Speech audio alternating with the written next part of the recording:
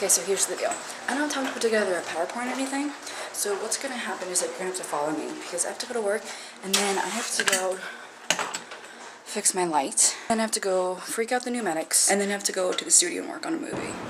Okay, so pretty much what happened was that after the Norman conquest, all the royals started speaking French, because they usurped all the English-speaking royals. But the peasants are like, screw that, because I don't even like crepes. But people like William Thatcher were like, I want to change my stars.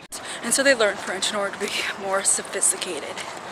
Middle English is often characterized as the dialectal phase of English, meaning that variations in all levels of the language, speech, lexicon, and grammar are reflected in the writing. In other words, they wrote as they spoke.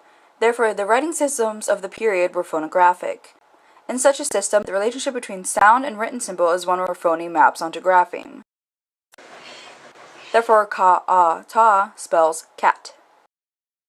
The phonemicization of the distinction between voice and voiceless fricatives is a feature of the translation from Old to Middle English. In Old English, the pairs v, f, z, s, and th, were allophones. However, in Middle English, there were native sounds of voice fricatives in word initial positions.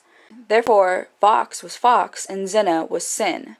A few of these forms have entered the standard language, so vixen was still female fox. Many texts in the early Middle English period attempted to recuperate their Anglo-Saxon past, albeit through locally restricted vernaculars. Towards the end of the late Middle English period, English was being used for governmental records and had taken on more literary and cultural use. It had begun to develop the capacity of eloquence the same way that Italian and French had done.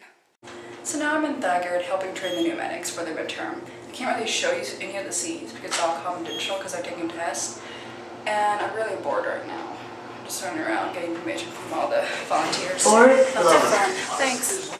Another feature with apparently restricted currency in Middle English was the distinction between wa and wan and wa and where. It is important to recognize that such developments typically happen word by word and not globally. This process of development is called lexical diffusion, which can be illustrated by the history of the reflexes of the Old English y. It used to be a closed front vowel y, but then it progressed to e in North and Eastern Midlands, and u in Western and West Midland dialects, and a in the Southeast. The dialects of English are categorized as Northern, West Midland, East Midland, Southwestern, and Southeastern, but that's an oversimplification. People assume that time is a strict progression of cause to effect, but actually, from a non-linear, non-subjective viewpoint, it's more like a big ball of wibbly-wobbly, timey-wimey stuff. But as that applies to language varieties shade into each other, forming a continuum. This dialect continuum was mapped out in the Linguistic Atlas of Late Medieval English, but because that's really hard to say, they call it LOLME for short, which I think is hysterical. LOLME was able to locate a written text to approximately a 10-mile radius on the map. Although, just because a given text could be localized to a certain area, does not mean that it was necessarily physically written at that certain area. After all, the Doctor has all of time and space to write a book.